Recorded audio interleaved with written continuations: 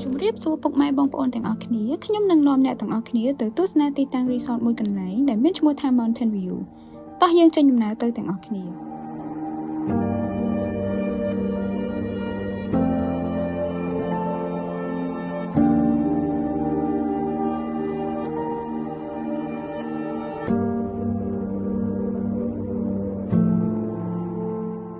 Mountain View ស្ថិតនៅតំបន់ថ្មក្រាស្រុកទឹកផុសខេត្តកំពង់ឆ្នាំងនៅទីនេះជាទីតាំងមួយដែលល្អសម្រាប់បងដែលចង់មកលំហែកាយសម្រាប់ជាមួយធម្មជាតិជើងភ្នំគ្មានការកកស្ទះចរាចរណ៍ណែនណាន់គ្មានសម្រាមគ្មានផ្លាស្ទិកដែលធ្វើឲ្យបរិយាកាសស្រស់ស្រាយពិតៗ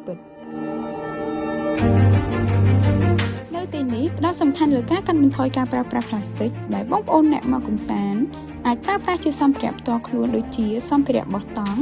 ដបទឹកបរិស្ថានចានបាយប្រអប់បាយផ្ទាល់ខ្លួនជាដើមមិនតែប៉ុណ្ណោះនៅទីនេះក៏លើកទឹកចិត្តនៅការប្រើប្រាស់នូវផលិតផលសិប្បកម្មខ្មែរដែលជួយទៅដល់បរិស្ថានដូចជាទុយោអង្ករជាដើមដូច្នេះយើងត្រូវរួមចំណែកលើការលើកកម្ពស់ការកាត់បន្ថយសំរាមផ្លាស្ទិកនិងថែរក្សាបរិស្ថានកម្ពុជាដែលខ្ញុំអាចធ្វើបានអ្នកក៏អាចធ្វើបានទេសចរណ៍ស្អាតគ្មានសំរាមផ្លាស្ទិក